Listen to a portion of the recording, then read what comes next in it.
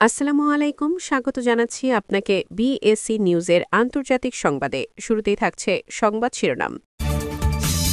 আফগানিস্তানে যুক্তরাষ্ট্রের সামরিক ঘাঁটি করতে না দেওয়ার কারণে পাকিস্তানকে দিয়ে আফগানিস্তানে হামলা চালাচ্ছে যুক্তরাষ্ট্র বলে দাবি করেছেন আফগানিস্তানের প্রধানমন্ত্রী। এদিকে মধ্যপ্রাচ্যে আবারও তৈরি হয়েছে তীব্র উত্তেজনা। ইরানের পক্ষ থেকে স্পষ্ট হুঁশিয়ারি দিয়ে বলা হয়েছে, আগামী ৪৮ ঘণ্টার ভেতরেই ইসরায়েলের উপরে নেমে আসবে ইরানের মিসাইল বৃষ্টি। গাজা ইসরায়েল যুদ্ধবিরতির পর ইসরায়েল যদি আবারও গাজায় হামলা করে, তাহলে এবার কঠোর পদক্ষেপ নেওয়া হবে তুরস্কের পক্ষ থেকে বলে হুঁশিয়ারি করলেন তুরস্কের প্রেসিডেন্ট এরদোয়ান। এদিকে বিশ্বের সকল মুসলিম দেশ মিলে করতে যাচ্ছে একটা নতুন চুক্তি, যেখানে কোনো মুসলিম দেশকে যদি কেউ আঘাত হানে, তাহলে সকল মুসলিম দেশ মিলে সেই মুসলিম দেশকে সামরিক সহায়তা দেবে। কিন্তু এই চুক্তিতে স্বাক্ষর করতে রাজি নয় সৌদি আরব। রাশিয়া ইউক্রেন যুদ্ধে যুক্তরাষ্ট্র ইউক্রেনকে সামরিক সহায়তা বাড়িয়ে দেওয়ার কারণে এবার যুক্তরাষ্ট্রকে সরাসরি হুমকি দিলেন পুতিন। এতক্ষণ শুনছিলেন সংবাদ শিরোনাম, এখন বিস্তারিত। এদিকে দক্ষিণ এশিয়ায় আবারও অস্থিতিশীলতার আগুন জ্বালিয়ে দিয়েছে নতুন এক সংঘাত। যুক্তরাষ্ট্রের নির্দেশে আফগানিস্তানে আকস্মিকভাবে হামলা চালিয়েছে পাকিস্তান। ভোরের আলো ফোটার আগেই সীমান্ত পেরিয়ে পাকিস্তানি যুদ্ধবিমান আফগান ভূখণ্ডে প্রবেশ করে একের পর এক বোমাবর্ষণ করে। মুহূর্তেই ভয়াবহ বিস্ফোরণে কেঁপে ওঠে আফগানিস্তানের পূর্বাঞ্চল। ধ্বংস হয়ে যায় অসংখ্য বাড়িঘর, পুড়ে যায় গ্রাম, আহত ও নিহতের সংখ্যা দ্রুত বেড়ে চলেছে। স্থানীয় সূত্র জানিয়েছে, আফগানিস্তানের নানগারহার, কুনার এবং খোস্ত প্রদেশে সবচেয়ে তীব্র হামলা হয়েছে। আফগান সরকার বলছে, এই হামলা একেবারেই পরিকল্পিত এবং এর পেছনে রয়েছে যুক্তরাষ্ট্রের সরাসরি নির্দেশ। তারা অভিযোগ করেছে, ওয়াশিংটন এখন আফগান মাটিতে আবারও নিজেদের সামরিক ঘাঁটি স্থাপন করতে চায়, যেন ভবিষ্যতে চীন ও ইরানের ওপর কৌশলগত চাপ সৃষ্টি করা যায়। কিন্তু আফগান সরকারের অবস্থান স্পষ্ট, তারা কোনো বিদেশি শক্তিতে আবারও তাদের মাটিতে পা রাখতে দেবে না। যুক্তরাষ্ট্র এই অবস্থান মেনে নিতে না পেরে পাকিস্তানকে ব্যবহার করছে তাদের হাতিয়ার হিসেবে। বিশ্লেষকরা বলছেন, ডোনাল্ড ট্রাম্প আবারও বিশ্ব রাজনীতিতে নিজের প্রভাব বিস্তারের চেষ্টা করছেন এবং তার নির্দেশেই পাকিস্তানকে সামনে ঠেলে আফগানিস্তানে এই সামরিক অভিযান চালানো হয়েছে। এই হামলার পর আফগানিস্তানের জনগণের মধ্যে তীব্র ক্ষোভ ছড়িয়ে পড়েছে। রাজধানী কাবুল সহ বিভিন্ন শহরে বিক্ষোভ শুরু হয়েছে, যেখানে মানুষ যুক্তরাষ্ট্র ও পাকিস্তানের পতাকা পুড়িয়ে প্রতিবাদ জানিয়েছে। বিক্ষোভকারীরা বলছে, তাদের দেশকে আবারও যুদ্ধের ময়দান বানাতে দেওয়া হবে না। আফগান প্রতিরক্ষা মন্ত্রণালয় জানিয়েছে, তারা ইতিমধ্যেই সীমান্ত এলাকায় অতিরিক্ত সেনা মোতায়েন করেছে এবং পাকিস্তানের যে কোনো নতুন আগ্রাসনের জবাব দিতে প্রস্তুত। পাশাপাশি দেশটির গোয়েন্দা সংস্থা দাবি করছে, এই হামলার পেছনে মার্কিন সামরিক উপদেষ্টারা সরাসরি জড়িত। বিশ্বজুড়ে এই ঘটনায় উদ্বেগ দেখা দিয়েছে। জাতিসংঘ থেকে শুরু করে রাশিয়া, চীন এবং তুরস্ক সবাই এই হামলার নিন্দা জানিয়েছে এবং দক্ষিণ এশিয়ায় শান্তি বিনষ্টের জন্য যুক্তরাষ্ট্রকে দায়ী করছে। রাশিয়া সতর্ক করে বলেছে, যদি এই হামলা অব্যাহত থাকে তাহলে তারাও আফগানিস্তানের পাশে দাঁড়াবে। অন্যদিকে যুক্তরাষ্ট্র বলছে, তারা সন্ত্রাসবাদের বিরুদ্ধে লড়াই করছে, কিন্তু বাস্তবে বিশ্লেষকরা মনে করছেন এটি শুধুমাত্র একটি অজুহাত। আসল উদ্দেশ্য হল আফগানিস্তানকে কৌশলগতভাবে নিজেদের নিয়ন্ত্রণে আনা। বর্তমানে সীমান্তে উত্তেজনা চরমে, আকাশে টহল দিচ্ছে যুদ্ধবিমান, সীমান্তে চলছে গোলাগুলি। আফগানিস্তান এখন যুদ্ধের দোরগোড়ায় দাঁড়িয়ে এবং যে কোনো মুহূর্তে এই সংঘাত রূপ নিতে পারে এক পূর্ণাঙ্গ যুদ্ধে। এদিকে মধ্যপ্রাচ্যে আবারও তৈরি হয়েছে তীব্র উত্তেজনা। ইরানের পক্ষ থেকে স্পষ্ট হুঁশিয়ারি দিয়ে বলা হয়েছে, যে কোনো মুহূর্তে ইসরায়েলের ওপর মিসাইল বৃষ্টি নেমে আসতে পারে।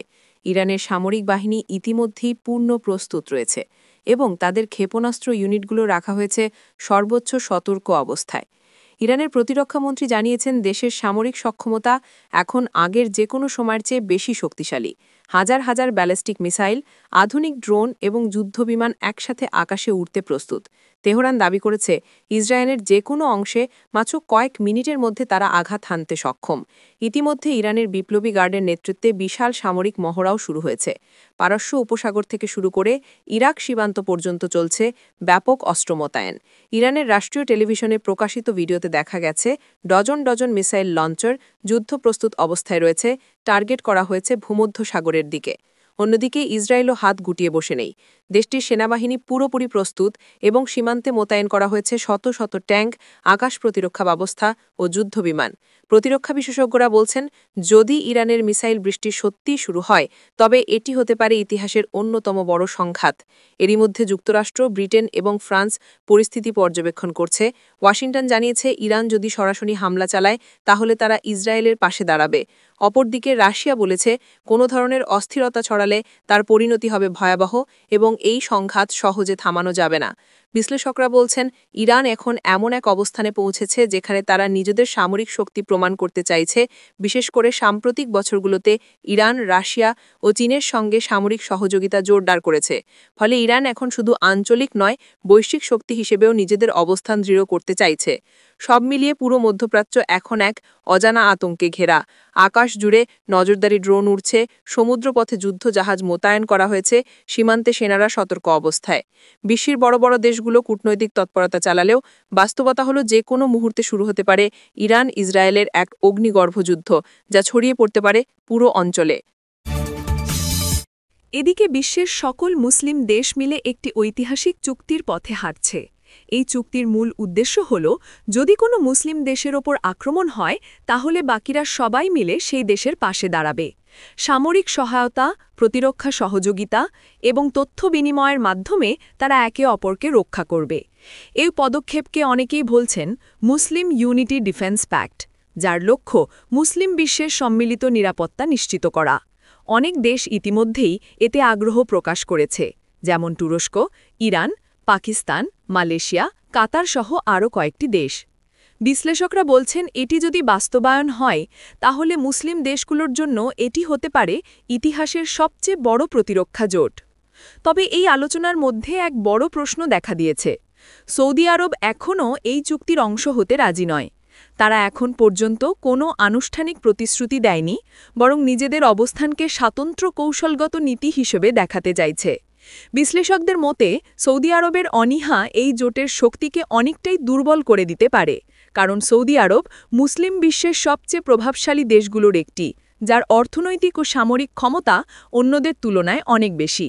আরও অনেকে মনে করছেন, সৌদি আরবের পেছনে রয়েছে পশ্চিমা দেশগুলোর চাপ, বিশেষ করে যুক্তরাষ্ট্র ও ইউরোপ, যারা চায় না মুসলিম দেশগুলো নিজেদের মধ্যে শক্তিশালী সামরিক জোট গঠন করুক, কারণ এতে তাদের মধ্যপ্রাচ্যের প্রভাব কমে যাবে। অন্যদিকে তুরস্ক, ইরান ও পাকিস্তান একযোগে জানিয়েছে, এই চুক্তি কোনো দেশের বিরুদ্ধে নয়, বরং মুসলিম বিশ্বে নিরাপত্তার জন্য। তারা চায় একে অপরের ভেতরে ঐক্য গড়ে তুলতে, যাতে ভবিষ্যতে কেউ মুসলিম দেশগুলোর ওপর হামলার সাহস না পায়। বিশ্লেষকরা বলছেন, যদি সৌদি আরব শেষ পর্যন্ত এই জোটে যোগ দেয় তাহলে এটি হবে মুসলিম বিশ্বের জন্য এক নতুন অধ্যায়। কিন্তু যদি সৌদি আরব বাইরে থেকে যায় তাহলে এই জোট পূর্ণ শক্তি পাবে না, বরং বিভক্ত অবস্থায় থেকে যেতে পারে মুসলিম বিশ্ব। সব মিলিয়ে এখন বিশ্ব রাজনীতিতে বড় আলোচনার বিষয় হয়ে উঠেছে, মুসলিম দেশগুলোর ঐক্যবদ্ধ প্রতিরক্ষা জোট কি সত্যিই বাস্তবায়ন হবে, নাকি এটি কেবল আরেকটি রাজনৈতিক প্রচেষ্টা হিসেবেই থেমে যাবে। সময় এর উত্তর দেবে। এদিকে আন্তর্জাতিক কূটনীতিতে উত্তেজনা তীব্রভাবে বেড়েছে। যুক্তরাষ্ট্র সরাসরি ইউক্রেনকে সামরিক সহায়তা দিচ্ছে, যা রাশিয়ার প্রেসিডেন্ট ভ্লাদিমির পুতিনকে গভীরভাবে উদ্বিগ্ন করেছে। ক্রেমলিনের শীর্ষ নেতৃত্ব স্পষ্ট ভাষায় সতর্ক করে দিয়েছে, যদি ইউক্রেনকে আরও সহায়তা প্রদান করা হয় তাহলে যুক্তরাষ্ট্রকে এর কঠিন মূল্য দিতে হবে। বিশ্লেষকরা বলছেন, বর্তমান পরিস্থিতি খুবই সংবেদনশীল এবং প্রতিটি পদক্ষেপের প্রতিক্রিয়া অনির্দিষ্ট হতে পারে। যুক্তরাষ্ট্রের পক্ষ থেকে জানানো হয়েছে যে তারা কেবল অস্ত্রই সরবরাহ করছে না, পাশাপাশি কৌশলগত সংকেতও পাঠাচ্ছে, যা রাশিয়াকে হুঁশিয়ারি দেয়। আন্তর্জাতিক কূটনীতির বিশেষজ্ঞরা মনে করছেন, প্রতিটি সরঞ্জাম ও তথ্যের সরবরাহ এখন রাশিয়ার কাছে স্পষ্ট বার্তা। পুতিনের বক্তব্যে স্পষ্ট হয়েছে যে রাশিয়া তাদের সীমান্তের সুরক্ষায় অটল এবং যেকোনো বাইরের হস্তক্ষেপকে কঠোরভাবে প্রতিহত করবে। সীমান্তে রাশিয়ার মিলিটারি কার্যক্রমও বাড়ানো হয়েছে। সেনারা প্রস্তুত অবস্থায় রয়েছে, টহল আরও শক্ত করা হয়েছে এবং প্রতিটি গুরুত্বপূর্ণ এলাকা নজরদারিতে রাখা হয়েছে। একই সময় আন্তর্জাতিক কূটনীতির চাপে যুক্তরাষ্ট্র ও ইউক্রেন একে অপরকে সমর্থন প্রদান অব্যাহত রাখছে, যা পরিস্থিতিকে আরও জটিল এবং অনিশ্চিত করে তুলেছে। বিশ্লেষকরা বলছেন, সরাসরি হস্তক্ষেপের মানে বদলে গেছে, কারণ প্রতিটি পদক্ষেপের সঙ্গে যুক্ত হয়েছে কৌশল, প্রতিক্রিয়া এবং আন্তর্জাতিক মূল্যায়ন। এই মুহূর্তে যে সংকেতগুলো পাঠানো হচ্ছে তা কেবল অস্ত্রের মাধ্যমে নয়, বরং রাজনৈতিক এবং কূটনৈতিক ব্যাকআপের মাধ্যমে রাশিয়াকে বুঝিয়ে দিচ্ছে যে পরিস্থিতি এখন অনেক বেশি সংবেদনশীল। বিশ্ব এখন দেখছে যে এই উত্তেজনা কেবল দুই দেশের মধ্যে সীমাবদ্ধ থাকবে না। প্রতিটি সিদ্ধান্তের পরে আসে জটিলতা, ঝুঁকি এবং মূল্য। এই হুঁশিয়ারি শুধুমাত্র শব্দ নয়, এটি শক্তি, কৌশল এবং আন্তর্জাতিক কূটনীতির এক জটিল মিশ্র প্রতিক্রিয়া। ভবিষ্যৎ এখন অনিশ্চিত এবং প্রতিটি মুহূর্তে নতুন ধাপের সঙ্গে যুক্ত হচ্ছে সম্ভাব্য ফলাফলের হিসাব, যা কেবল কূটনীতি ও সামরিক প্রস্তুতির মধ্যে সীমাবদ্ধ নয়, বরং গোটা বিশ্বের রাজনৈতিক ভারসাম্যকে প্রভাবিত করছে। গাজার সাথে ইসরায়েলের দীর্ঘদিনের রক্তক্ষয়ী যুদ্ধের পর অবশেষে যুদ্ধবিরতির ঘোষণা এসেছে। এই যুদ্ধবিরতির পেছনে যুক্তরাষ্ট্রের তৎপরতাই সবচেয়ে বড় ভূমিকা রেখেছে বলে জানিয়েছেন আন্তর্জাতিক বিশেষজ্ঞরা। মার্কিন প্রেসিডেন্ট এবং পররাষ্ট্রমন্ত্রী একাধিকবার ইসরায়েল ও আরব বিশ্বের নেতাদের সঙ্গে যোগাযোগ করে কূটনৈতিক আলোচনার মাধ্যমে যুদ্ধ থামানোর পথ তৈরি করেছেন। তবে যুদ্ধবিরতির ঘোষণা আসলেও পরিস্থিতি এখনও অশান্ত।